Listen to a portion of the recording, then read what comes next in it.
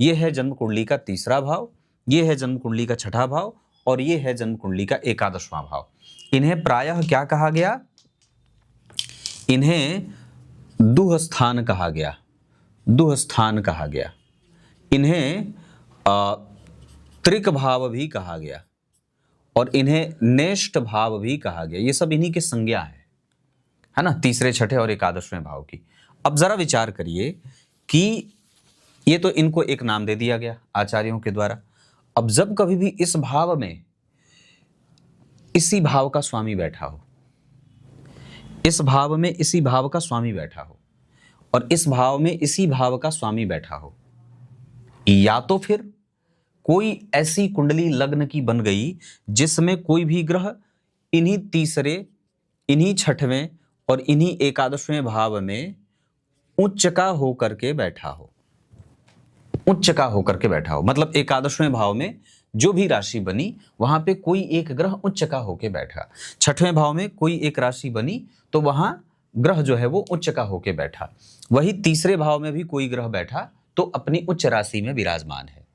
तो अब उसका आचार्य वर्ग क्या परिणाम लिखते हैं? परिणाम ये बहुत ध्यान से समझेंगे कि इसका परिणाम भी बड़ा अजीब तरीके से मिलता है। अब जैसे ये पराक्रम का भाव है, अगर यहां कोई ग्रह अपनी राशि में उच्च का बैठेगा तो आपको परिणाम पता है कैसे मिलेगा? आपको आपका परिणाम मिलेगा किसी दूसरे व्यक्ति के पहचान से, किसी बड़े व्यक्ति के पहचान से, संपर्क से व्यक्ति धन कमा लेता है। जब कभी भी तीसरे, छठे और एकादशवें भाव में कोई ग्रह उच्च का बैठेगा तो वो व्यक्ति की जब दशा उस पे चलेगी ना, वो ग्रह की जब दशा चलेगी उस व्यक्ति के ऊपर, तो वो किसी दूसरे बड़े व्यक्ति के साथ, वो कैसे, कोई बड़ा व्यक्ति क्या होगा? तो हो सकता है कि आपके बड़े भाई हो या कोई सरकारी अधिकारी हो या कोई नेता हो जिसके पास वो उस दशा काल में वो आपके पास आए और आपका धन आपको दे जाए, आप उसका पैसा अपने लिए इस्तेमाल करते हो, उसका ब्लैक मनी आप फाइट करके देते हो, उसका कमाया हुआ पैसा आप पेट्रोल पंप में लगा रहे हैं, सड़कों में लगा रहे हैं, निवेश कर रहे हैं, शेयर बाजार में लगा रहे हैं किसी दूसरे तरीके से। तो ये किसको फायदा होगा? जिसकी कुंडली में तीसरे, छठे और एकादशवें भाव में कोई भी एक ग्रह उच्च का बैठा है।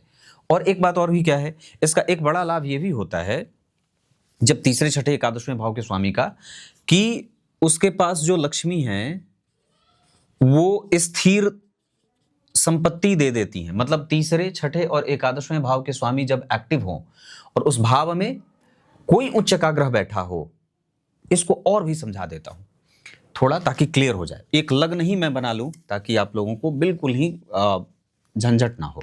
मैं 2 नंबर की कुंडली बना लेता हूं। 2, 3, 4, 5, 6, 7, 8,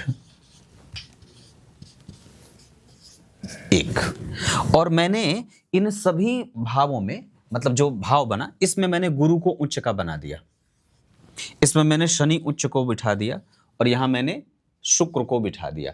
अब सोच के देखिए कि कोई ऐसा ब्रह्मा की सृष्टि में व्यक्ति हो जिसकी कुंडली में ये भाव उच्च के बैठे हों। बहुत लोग होंगे जिनकी कुंडली में तीसरा भाव में कोई एक ग्रह उच्च का होगा, छठवें में भी होगा और एकादशवें में भी होगा। इसी का प्रतिफल होगा कि वो व्यक्ति, गुरु की दशा नहीं चली क्योंकि एकादशवें भाव के स्वामी है, गुरु नहीं चल रहे। शनि की दशा नहीं चली, शुक्र की दशा नहीं चली क्योंकि वो षष्ठे से है, उनकी दशा नहीं चली। और यहां चंद्रमा की दशा नहीं चली क्योंकि वो तृतीय भाव के स्वामी है, उनकी भी दशा नहीं चली। दशा किसी और की चल रही है। आपको दशा चल गई शनि की, चल गई, या मान लीजिए मंगल की चल गई, मतलब भाव के स्वामी की दशा नहीं चली। इंतजार करिए, ऐसा नहीं होगा। भाव के स्वामी की दशा नहीं चलने के बावजूद भी इन भावों में अगर ग्रह उच्च का बैठा है तो किसी अन्य ग्रह की महादशा के अंतरदशा में भी ये ग्रह अगर एक्टिव होंगे, जैसे उच्च के शुक्र बैठे हैं तो शुक्र एक्टिव हो जाए, यहां शनि उच्च के हैं तो शनि की दशा एक्टिव हो जाए अंतरदशा में, यहां गुरु अगर उच्च के हैं तो गुरु की दशा अंतरदशा में एक्टिव हो जाए। तो ये जो अवस्था होगी वो जातक को लक्ष्मी, ये तो पता नहीं क्या ही कहे, पूरा गड़बड़ हो जाता है। पेन उठाओ, कोई चले नहीं। जबकि रोज इसमें इंक डालता हूं। तो क्या बात कही, तो फिर क्या होता है कि लक्ष्मी की प्राप्ति हो जाए किसी दूसरे की पहचान से। आपकी पहचान इतनी अच्छी है कि आपको उससे फायदा हो जाए।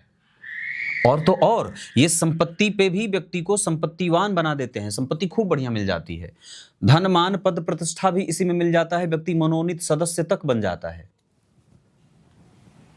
तो दशा तो नहीं चली, क्योंकि एकादशवें भाव के स्वामी की दशा के बारे में तो मैंने कोई बात नहीं की। दशा भले चले ना चले, इन भावों में ग्रह अगर उच्च का बैठा है तो आप ये समझ लीजिए कि वो क्या कहा कि दशा नहीं चले तीसरे भाव की, एकादशवें भाव की और छठवें भाव की। भाव में बैठा ग्रह अगर एक्टिव है तो उसका फल दे देगा। किसी भी ग्रह की दशा चले, सिर्फ इन भावों में ग्रह उच्च का बैठ गया ना, तो आपके पास स्थिर संपत्ति भी प्राप्त होगी और एक क्विक रिएक्शन में आपको धन मिल जाता है, बहुत मजबूत धन मिल जाता है।